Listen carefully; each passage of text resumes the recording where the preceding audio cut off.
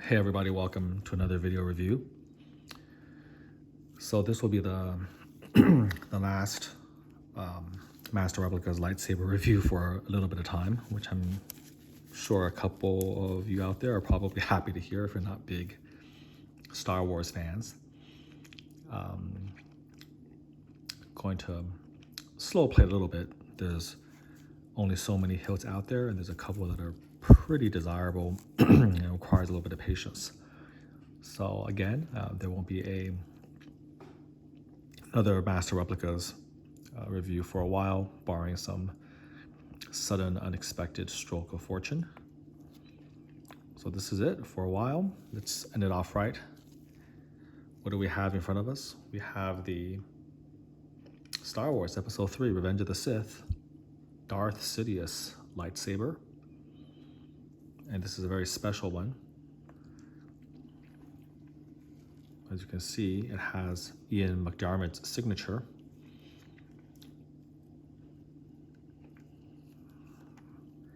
And it's a small saber. It's probably about the same size as Yoda's lightsabers, actually. So because of that, the case, as you can see, is very tiny. And the signature plaque essentially just takes up the entire width, so that there's really no good way of displaying the limitation plaque as well as the worldwide edition plaque. So this was the best way I could think of to do that, which is to essentially put it on the side. Don't quite know how that's going to come across, but that'll be fine. We'll eventually look over the plaques in a bit more detail. Now, there's a couple of pretty cool things about this particular saber. A lot of deep dives to go into, if you will. So stick with me here. The first is that obviously this particular lightsaber did not have a signature edition. Again, at the time that Master Replicas was making it, certain actors just really weren't signing. As I mentioned before, this was just simply not something that was a thing back then. And, again, certain actors didn't want to do it for whatever reason. And unfortunately, Ian McDiarmid, wasn't signing at that time. Maybe it was a matter of budget or money or availability, but they were never able to get a signature on this, which is a shame. This was back in November 18th, 2005. As you can see on the worldwide edition plaque was when this saber was released. That's 18 years ago, for those of you keeping track, 17, 18 years ago. So yeah, an official signature edition was never made. The worldwide edition for this saber is 4,000, so they made a limited edition of 4,000 of these, but no signature edition. So 4,000 total, which, is not a very small number. There's a lot of these out there. So what do you do when you have a hilt or a lightsaber without an official signature edition? Well, for those of us who are really, excuse me, for those of us who are really, invested in these, what you can do is you can make your own personal signature edition. And you do that by customizing a signature edition plaque. And there are people out there who are so good at doing that they basically can perfectly recreate the brushed aluminum plaque that Master Replicas used all those decades ago. Ariel is his name, and if you do a little bit of search on the Master Replicas on Facebook or on the internet, I'm sure you'll be able to find him. But he's one of the best, and luckily he only lives a few hours away from me, and so it's quite convenient. I found him, and he's made quite a few of these custom plaques. The only difference, actually, the only discernible difference between his custom plaques and the official Master Replicas ones is that the Master Replicas ones, the signature box has a white, and here it's all just one, one color, one aluminum brushed finish, which makes sense. It's just easier for him to make it that way. But everything else, the logos, the way the title is, the name of the character, signature edition, the name of the actor, they're all identical to the signature plaques made for the official products. So so we can get that. Now, actually, I didn't have this done myself. I actually bought this from a collector in Europe who had gone that route with Ariel and had actually, in one of the Star Wars celebrations, either in person or through a send-in, had gotten Mr. McDermott's signature, and he was moving on to something else. His interest had changed, and he sold this to me directly. So I was, of course, over the moon to get this because normally, it is a bit of a hassle. You have to have the plaque obviously custom done, and then you have to wait for a con or a celebration where the actor is available, and you have to go through essentially an autograph company to then obtain that signature for you if you're not going to be able to go in person. And Official Pix is one of those. This was a signature obtained by Official Pix with the actual authenticity. There's actually a number on the back, which I'll show you. So I got it from him, from this collector. And then I got the saber later on. So that's how I got this. And I have to say that, when you have this underneath, the Emperor's lightsaber, it just is such an amazing view, so to speak. It really makes it that much more special. So that's the first thing I kind of wanted to point out, was that, this is one of the few Darth Sidious lightsabers out there that's essentially a custom signature edition. So that's really, really good. Number two, this entire thing, the mirror base, the acrylic, the actual lightsaber itself, is kind of special because I managed to buy one completely sealed in box, not just mint, not just complete, but actually original packaging for Master Replicas, never ever opened, which you can imagine is a very, very rare thing to have these days. Now, obviously, buying a completely sealed in box comes with its own risks. Master Replicas was by no means a perfect company. And, mishaps do happen during shipping. I mean, there could have been a crack in the acrylic, there could have been damage to the base, the lightsaber might have a defect. A variety of things actually could have gone awry, actually. And, with a sealed box, of course, there's really nothing you can do about it. So in general, I tend to prefer a mint in box, complete in box, but open so that it could be actually inspected, and you know what you're getting.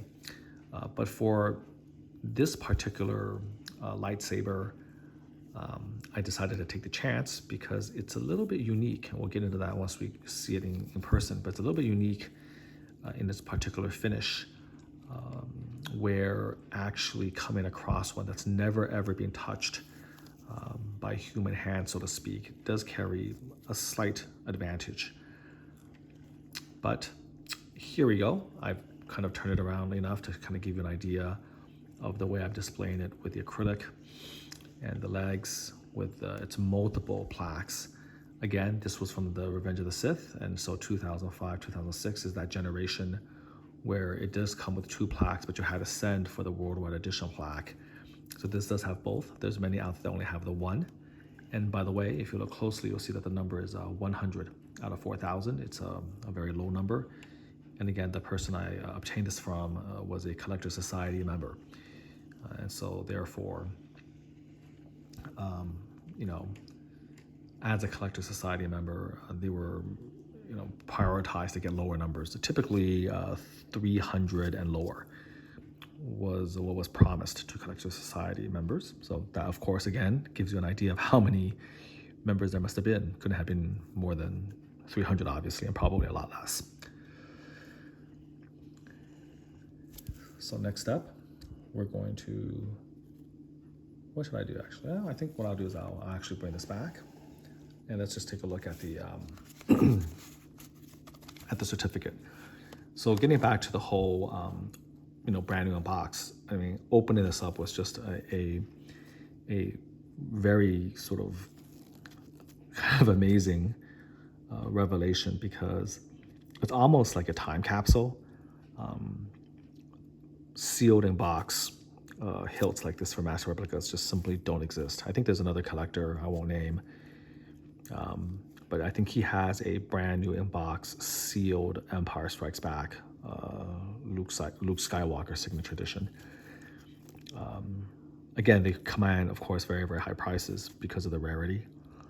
But kind of opening it up and knowing that my hands were the first ones in literally 17, 18 years to open that box was just a very sort of unique feeling. If there was anything that was worthy of being unboxed, so to speak, in real time, that would have been it. But, I have my biases against live unboxings, because if anything bad happens, it's just captured on camera for the world to see. And I'm not into unboxing videos, so I stuck to my guns and did it off camera. But I'll just tell you that there was a lot of emotion in doing it, because it's just such a cool and neat thing. I think there's a couple out there that was new in box. I think Alex L opened his Count Dooku.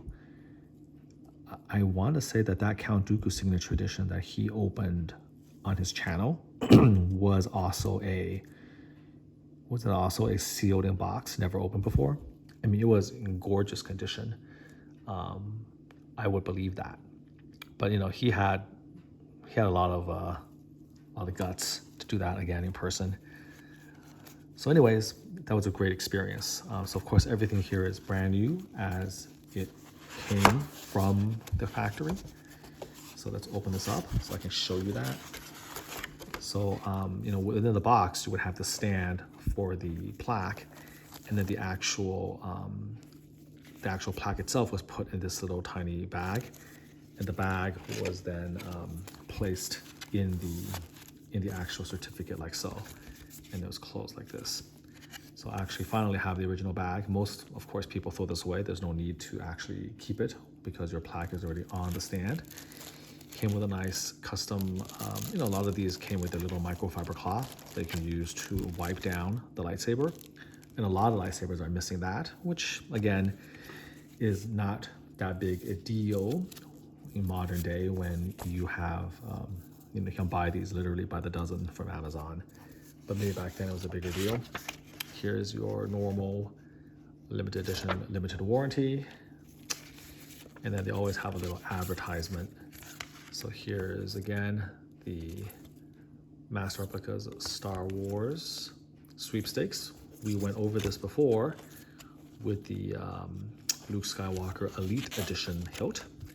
So these were released in very similar time frames. And so this is kind of what they were, I guess, advertising back then. And then finally, of course, very classy Revenge of the Sith official prop replicas. Let's open it up. Again, this is just a simple, book cover, right and left. There's not the center. If there was a signature edition, that would be nice. I'll go here. Very slowly scroll up. So again, kind of sucks. No signature by Lucasfilm, by Lucasfilm or Master Replicas CEOs. And Darth Sidious isn't even mentioned, so this is just like a generic, certificate of authenticity. Here, of course, is the more specific information for Darth Sidious, Revenge of the Sith. I'll go up slowly so we can take the time to read it and talk about the actual hilt itself. Laser scanned, die cast metal. The trim parts were plated in genuine 18 karat gold. There's every detail from the antique brass emitter to the unique prismatic paint finish, having stunningly replicated. I don't normally read this because I assume you're going to be able to pause and read it for yourself, but those are important to know. Brass emitter, gold-plated accents, and a prismatic finish. That's important. And we'll get back to that. So there you go. Official Replica, the all-important seal of authenticity. Let's put that away for now.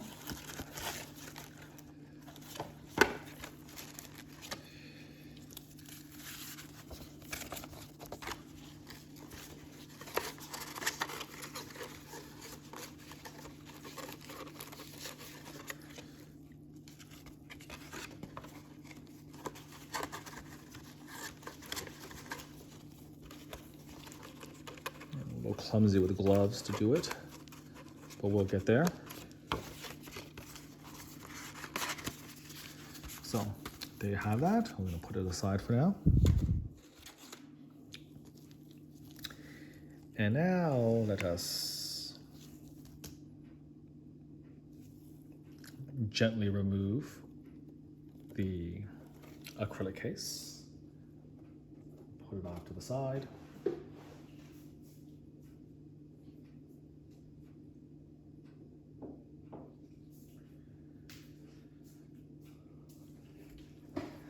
Now with the acrylic case removed, as per my usual reviews, I'm going to be able to put the black background like so.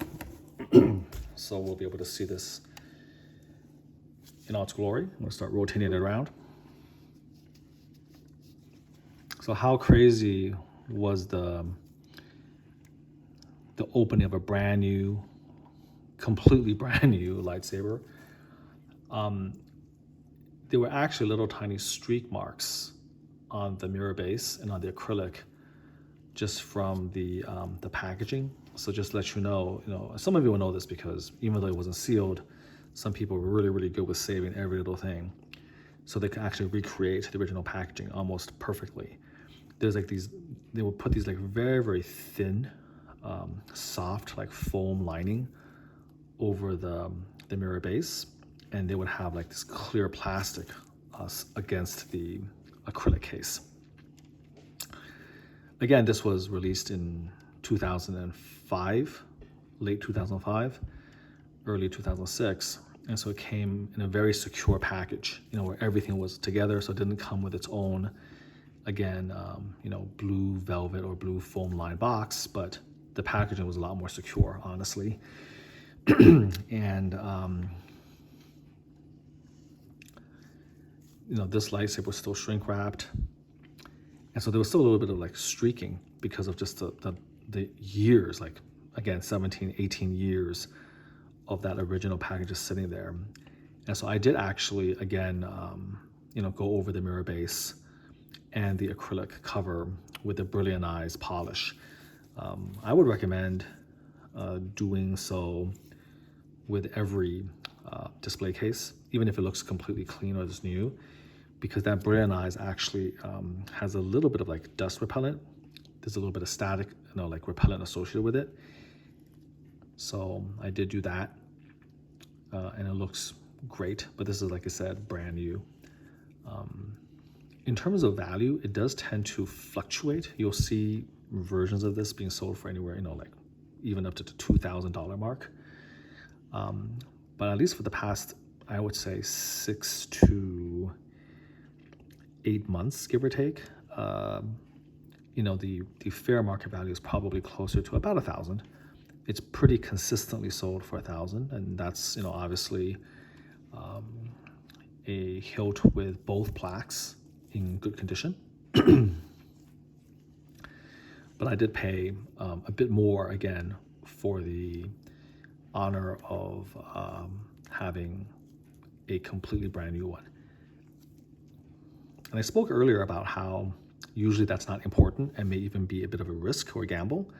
But for this particular saber, I felt it was worth it. And again, probably the only one maybe in the world that's still sealed. There's so few of those. But before going into that, let's just take a look at the plaques. So this is the worldwide edition. Again, this was also sealed brand new from the same seller, still shrink wrapped. So you have the date, worldwide edition 4000, really nice. Interestingly, let me get the other one down.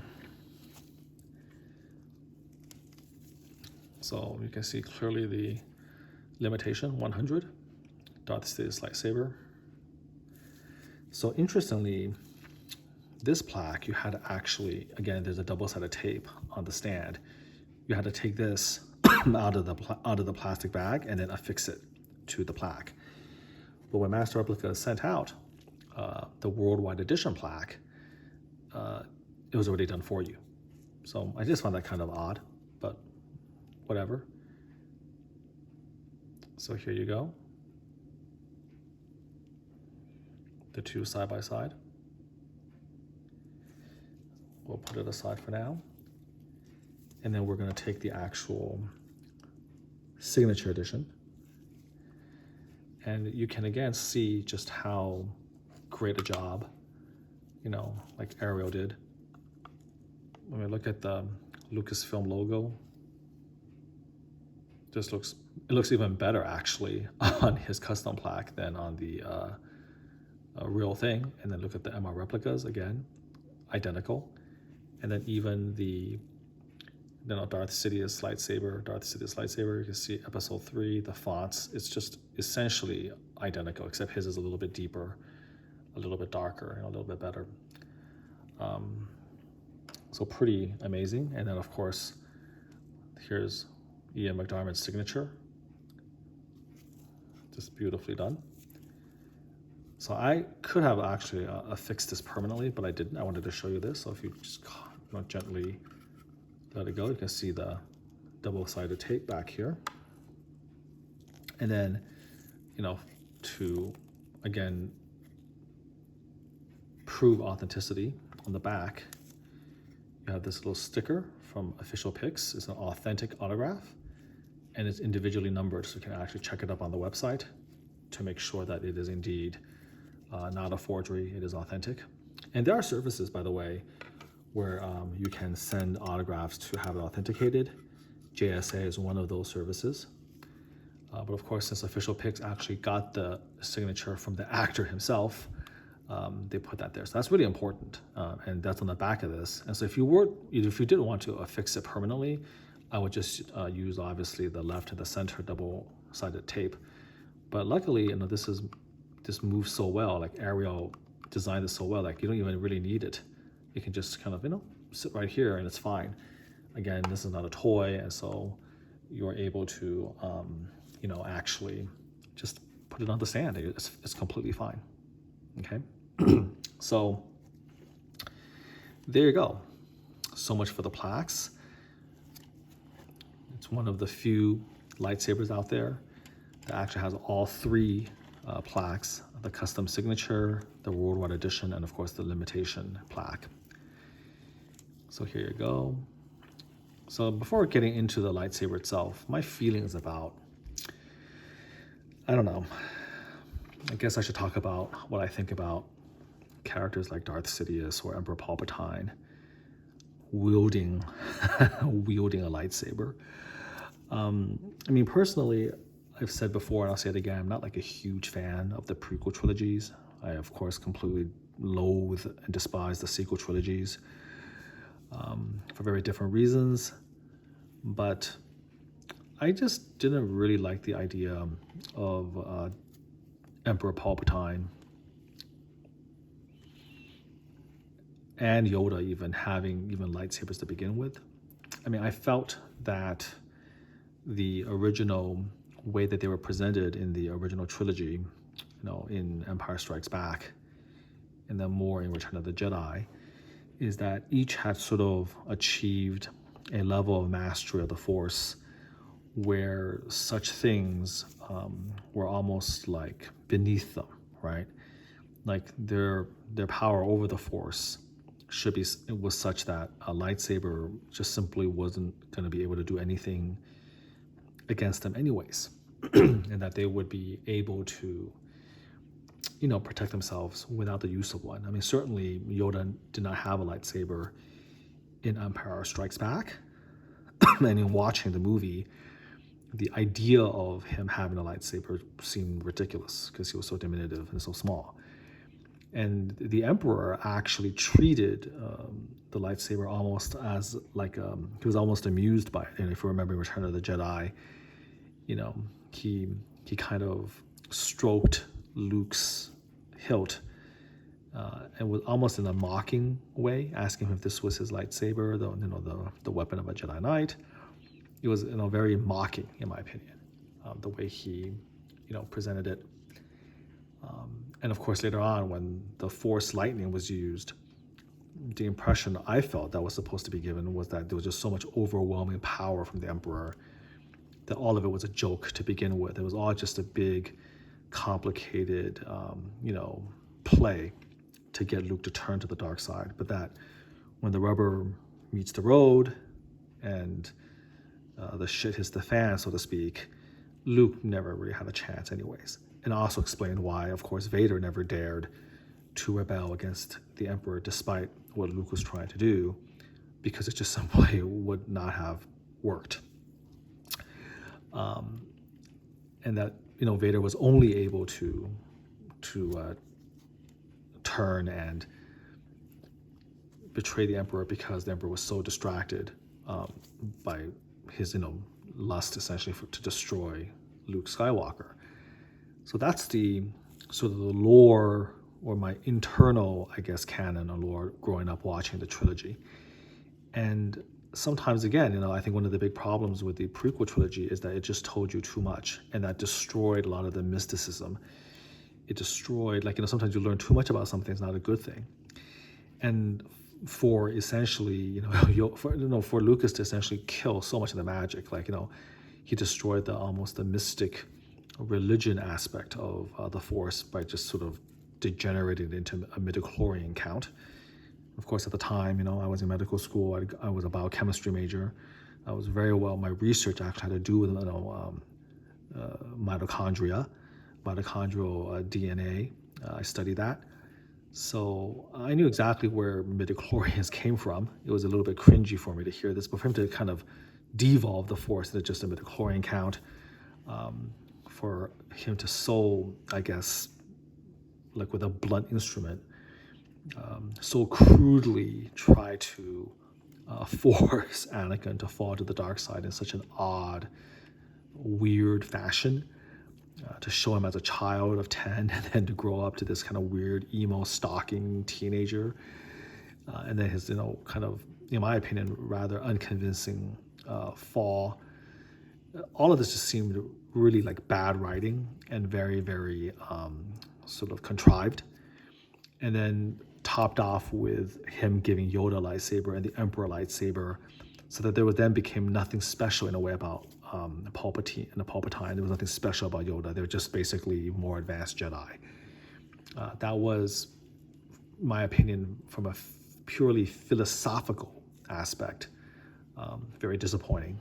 So I'm not like a big fan of the idea that the Emperor even has a lightsaber, or that Yoda even has a lightsaber. I did not like that, okay?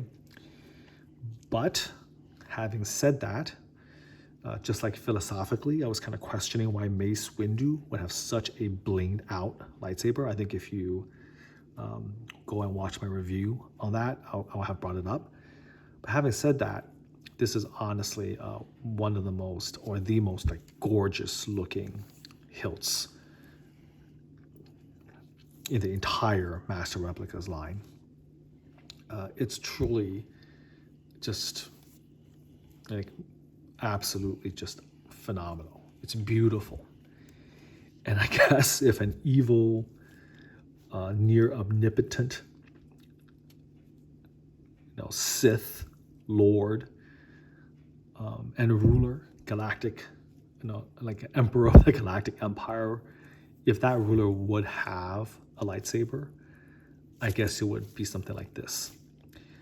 It wouldn't be huge and long because obviously he wouldn't want to call attention to it. It would be almost like a 22 caliber or something, like a hidden, something easy that he can carry with him. And of course, in Revenge of the Sith, when he used it to kill all those Jedi when they came to arrest him, you saw how it was just kind of held up his sleeve and literally was able to just be, go all the way down the sleeve, almost like it was some sort of hidden mechanism or something, and just go right into the hand. So I'm with the fact that it's smaller, tinier. This was a criticism, I think, in the old days. Some people were just saying it's so small, or they would say that it was ugly. I remember on the old Rebel Scum forums, reading this, they would talk about the fact that maybe it was just not a very good looking lightsaber. Well, it just shows you how times change, opinions can change after 15 years. This is a drop dead gorgeous lightsaber. Okay. But I'm with the fact that it's small. I understand why it's not as long as Luke's, version 2 or version 1 lightsaber or whatnot. Not as large, not as long as the Obi-Wan's or whatever. I understand why it's nice and small. And, there's some internal lore with what it's like. So I guess before we get delve into that, I should finally pick it up. I am honestly, it's so beautiful. I'm actually reluctant, even with gloves on, to even touch it. Like this hilt has never ever been touched. It's only been touched by 2 people. Okay, it was touched by the guy probably in the Chinese factory who, put this thing into the original like sealed bag, and then me. That's it. Those are the only 2 people ever who's touched this. So over time, of course, there's going to be there is inevitably going to be some level of damage to the finish, just because even if you're placing it on these legs, it's going to happen.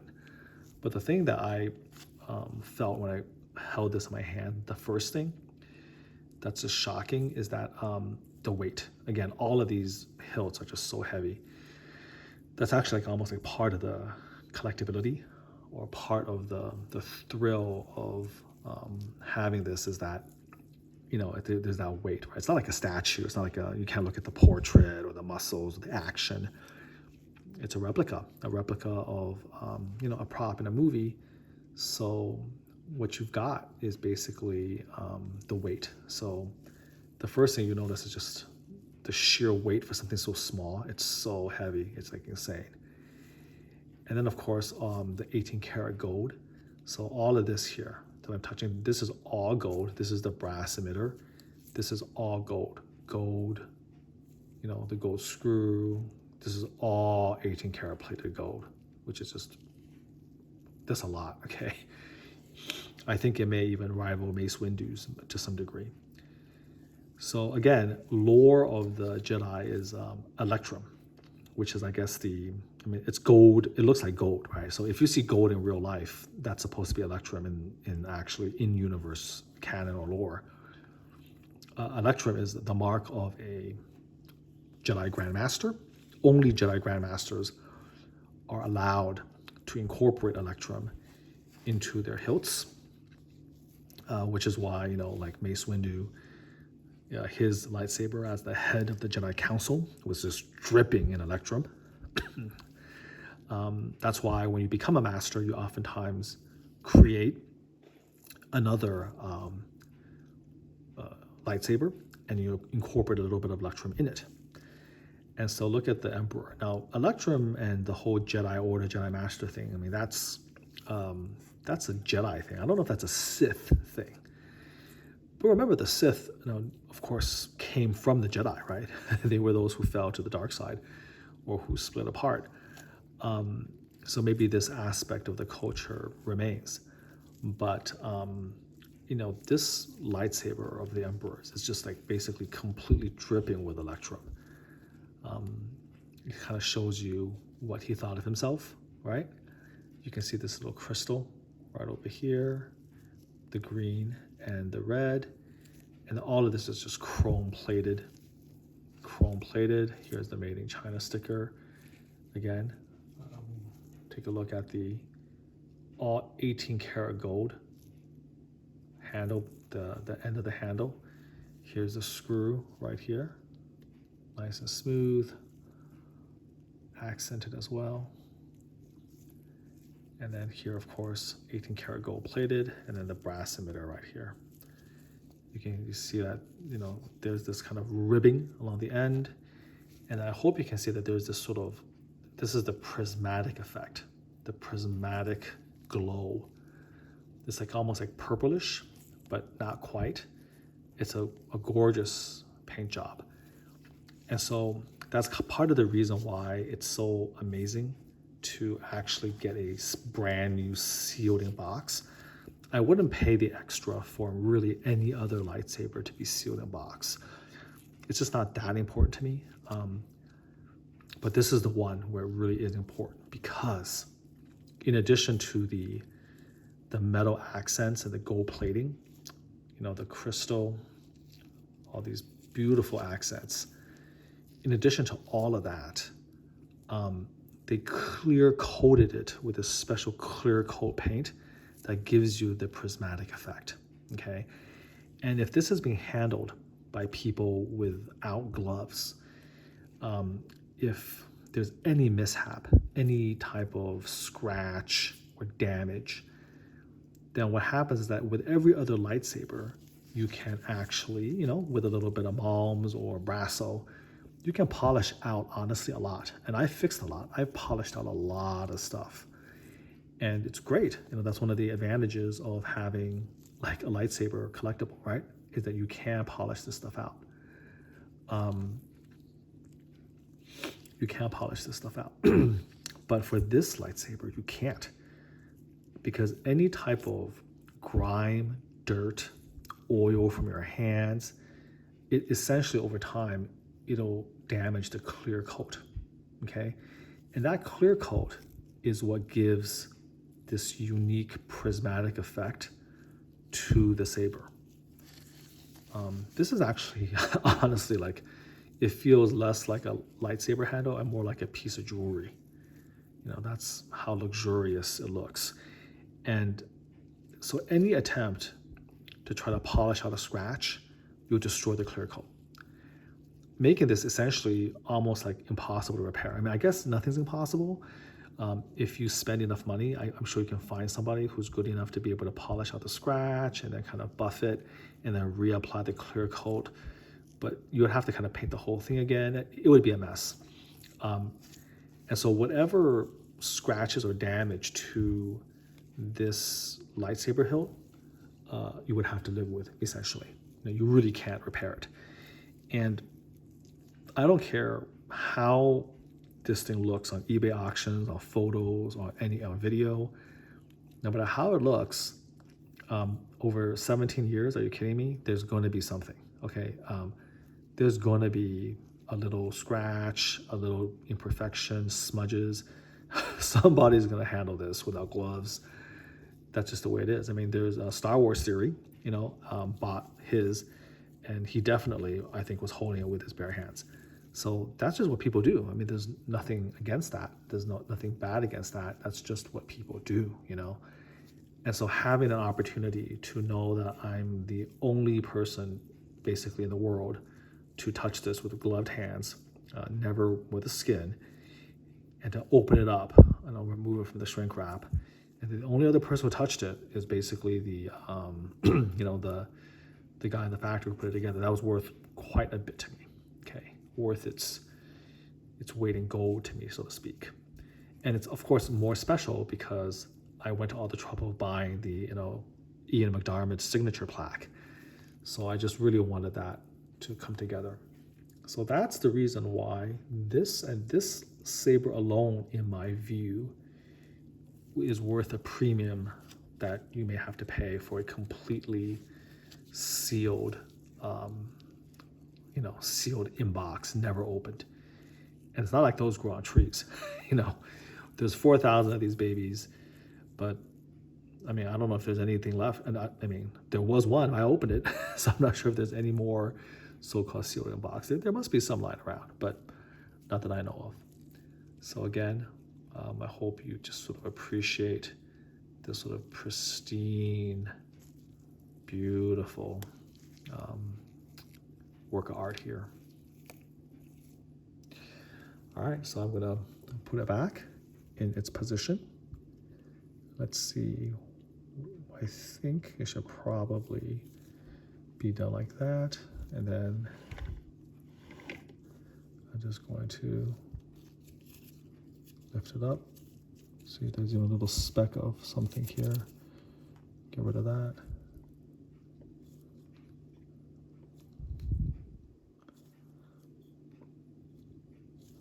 So that's sort of the question, right? Does it get scratched even when you're rotating it on this completely clear piece of acrylic? It's hard to say, maybe. And then, of course, you can see that when you put the signature here, there's nowhere to put the other plaques. So you have to just make do, and you have to just kind of put it on the side. By the way, after you have polished the mirror base with the brilliant eyes, it's super slippery. Even just rotating it will actually cause these little plaques to move out of position. There will be little bits of dust that will collect. So, I have no illusions about the sanctity. Like, eventually you're gonna have some dust and stuff. And who knows what the dust will do over time. But this will be as pristine as I can possibly keep it for as long as I can. So luckily I do live in a desert climate, very low humidity.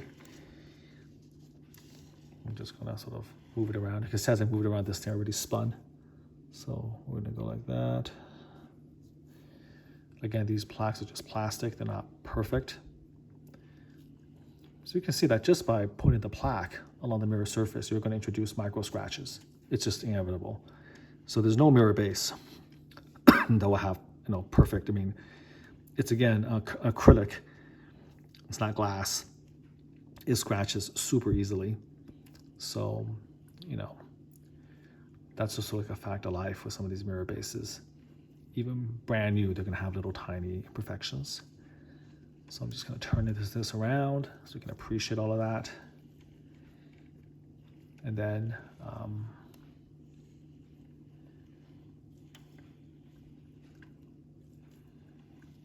here we go.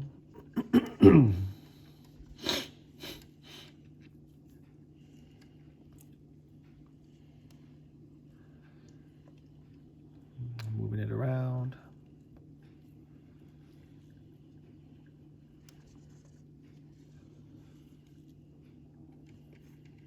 So you can't see everything.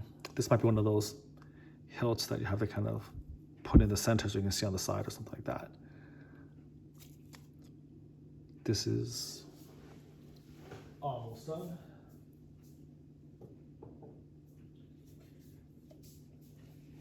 And then we're going to very, very carefully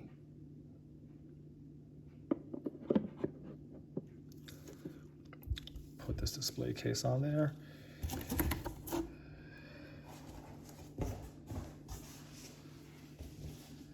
So there you have it. Signature edition, Ian McDiarmid. Darth, Sidious, or Emperor Palpatine. I still think of him as Emperor Palpatine, as an original trilogy fan and purist. This is Emperor Palpatine's lightsaber. I mean, so funny. It's like, it kind of puts everything Return of the Jedi under a new light, right? It's like, 100% that, in Jedi, he could have just whipped out this bad boy and completely whooped Luke's ass with it. And instead he sat there and waited for Vader to do it. It was just basically, again, just a huge play, a puppet act. But yeah, really, really happy with this. One of the highlights of my lightsaber collection, and that's saying a lot. So there you go. Honestly, it's hard to say. I mean, this is up there because, again, I got this completely brand new sealed. But I mean, Mace and Dooku were in pretty darn good shape, actually. They're pretty darn good shape. I would say these three lightsabers are like the most gorgeous by far in the line. Mace Windu's, Count Dooku's, and Darth Sidious's. Like, maybe from a story point of view, it's a little bit silly, but just from like design, quality, materials, workmanship, gold, all that, the chrome plating, these are the three just best looking lightsabers in the entire line. And it's pretty damn close. Like it's hard for me to choose, right? It would be hard for me to choose between, one or the other. Although maybe because of recency bias, I might go for this because it's all metal. I mean, it's smaller, but like I think this probably puts it over the top because Dooku has the leather grips, which can sometimes lift off. And Mace Windu has, of course, also the leather grip that can get sticky. Like mine's a little bit sticky as the coating on the rubber kind of degenerates. But this bad boy is all metal. So between the brass, the 18-karat gold, the chrome plate, and of course that beautiful prismatic clear coat. This probably is the best looking lightsaber, guys, in the entire line. For those of you fortunate enough to own one and to have gotten a pristine one and know how to take care of it, this is number one. And of course, what does Yoda say? Size matters not, right? Judge me by my size, do you? And so even though it's a smaller one, it's a little tinier one, it's still the king of the hill. And then of course, in my case, just a bit more special because it has, Ian McDiarmid's signature, and it has both plaques as well. Quite rare. Number 100 out of 4,000. Ian McDiarmid signed custom signature edition Darth Sidious lightsaber. I hope you enjoyed that review, as it's going to be the last one for a Master Replicas hilt, like I said at the beginning of this video, for a while. So I'm going to end it with a bang.